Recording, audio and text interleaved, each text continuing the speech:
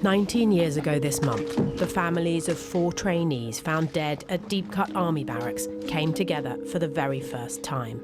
Sean Benton, he was found shot with 5 bullets to the chest. My son was found shot dead on September the 17th of last year. This was the moment when private grief became headline news.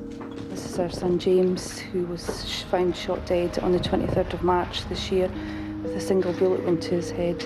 My wife and I spent the best part of 2 years trying to get some very basic answers, and eventually, I'm somewhat ashamed to admit now, we gave up on it because, quite frankly, it wasn't possible to get the answers to the questions that you needed.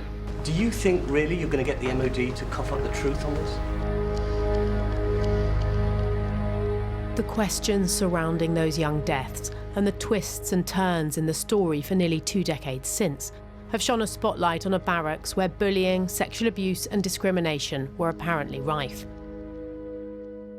Despite the mystery surrounding the deaths, there was one constant, that 4 recruits had died at the camp between 1995 and 2002, in circumstances some believed suspicious. Tonight, we can reveal there was a 5th death. It took place within the same time frame as the 4 well-documented deaths.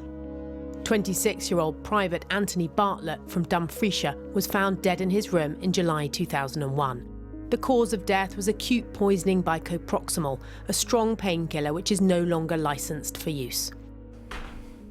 Forensic pathologist Professor Jack Crane was an expert witness on 2 of the gunshot deaths. Private Bartlett died in very different circumstances. We asked Professor Crane to take a look at the photos from the scene, which he obtained from Surrey Police. He wasn't allowed to show them to us. The photographs show Private Bartlett. He's lying on his back on top of his bed.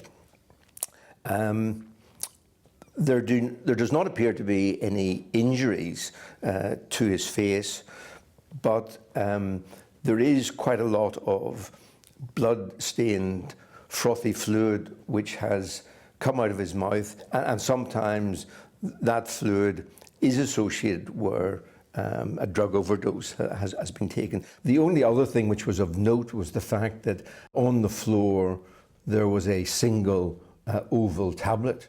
If you have a sudden unexplained death of a young person, it must raise some suspicion. So I think it's right and proper that the death should be treated with a degree of caution.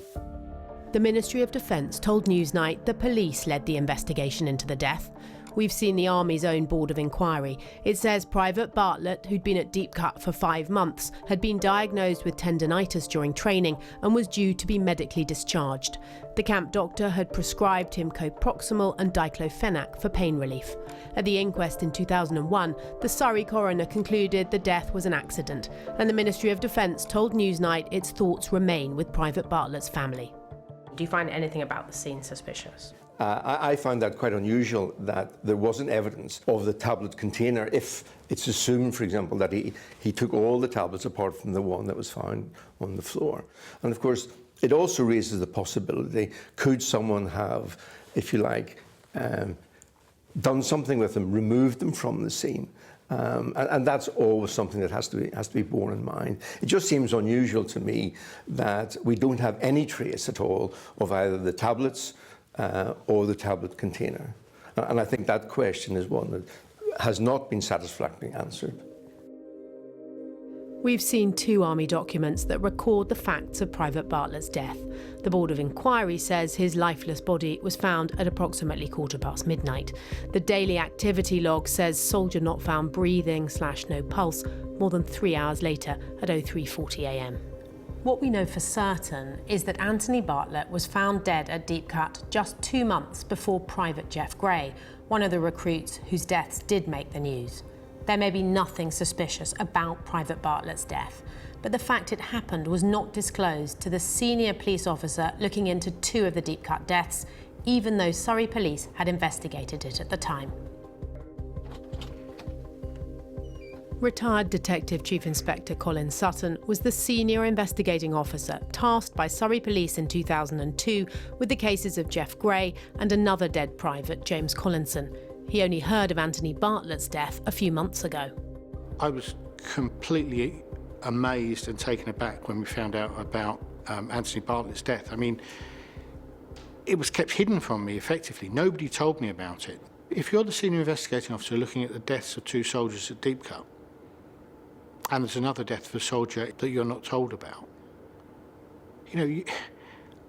it's just staggering to me. I just don't understand how that information can be kept from an investigation team that's looking at deaths at that barracks. We asked Surrey Police to comment on why DCI Sutton wasn't told about the death. They didn't choose to do so. Newsnight's also been in touch with the family of Private Bartlett. They didn't want to take part in this report, but they told us even though he died in very different circumstances to the other recruits, they believe his death should have been considered with the other 4 Deepcut deaths. 17-year-old Private James Collinson was the last recruit to die at the barracks in March 2002.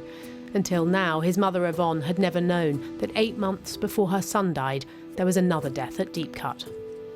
I can't believe that after all these years of battling and publicity and the police involvement and the army involvement that nobody has bothered to let us know about this, and it makes me wonder why. And why do you think it's only coming out now? Well, the mere fact that they haven't told us makes me think that they were hiding something. They wanted to cover something up. All these years of experience with the army, they don't offer any truths, and in fact try and hide things from you that they think might cause them a bit of trouble. The Ministry of Defence says it strongly rejects any suggestion it sought to hide the death of Private Bartlett. Does that bring it all back up again when you find out that there was another death that you didn't know about? It does, yeah, and I also feel for the family of this young man, because I suspect he didn't get very much support from the army, because I know we certainly didn't, because only we understand how it feels, It's my condolences to them. Yvonne's son James had only been at Deepcut for 6 weeks. On the night he died, he was on guard duty with 2 other recruits. Minutes after leaving them to do a roaming patrol, a shot rang out. He was found with a gunshot wound to his head. The inquest into his death recorded an open verdict. His mum continues to be haunted by a conversation she had with James just a few days before he died. He'd called me in the middle of the week and he said that the army had arranged a trip to Spain, and could he borrow some money? He wanted to borrow £100. So I said to him, well, surely the army would be paying for this trip. He said, oh yes, they are, Mum. He said, but I want £100 for spends. And I said, well, I don't think you need that. I said, I think you need to learn to manage your money better. But he seemed really desperate for it. And it was like, oh, please, Mum, please, Mum. And it was like he was almost begging for this money. And I did think that was really odd. Of course, we don't know why James wanted that money so badly, but his mother did relay the conversation to Senior Investigating Officer Colin Sutton in his last few days on the case. He was leaving to take up a job at the Met Police, but he says he felt it was a significant line of inquiry and he expected Surrey Police to follow up thoroughly. The Audible podcast now makes new allegations about a culture of money lending at the camp between instructors and recruits.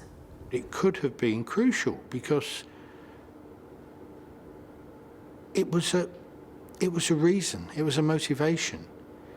The ramifications of being late on your payments or owing those NCOs were huge, because you had men there who were able to inflict pain on the recruits. And I think you start then possibly to see how a happy, enthusiastic, bright soldier might be tempted to take his or her own life because they just simply couldn't face up to what they were going to be subjected to. And I don't want to think that it was a conspiracy, but if it was a cock-up, then I just don't understand how a trained and experienced group of investigators can just miss the point of a line of inquiry so spectacularly. Surrey Police recently told Yvonne it did investigate after Colin Sutton left the team.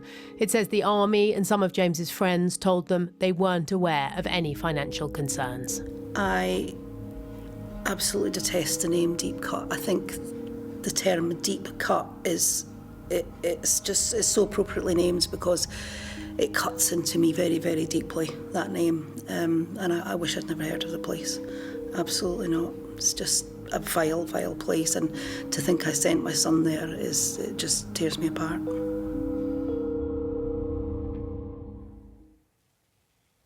That report by Katie Razzall. Both the Ministry of Defence and Surrey Police told Newsnight the 4 deaths at Deepcut were a tragedy.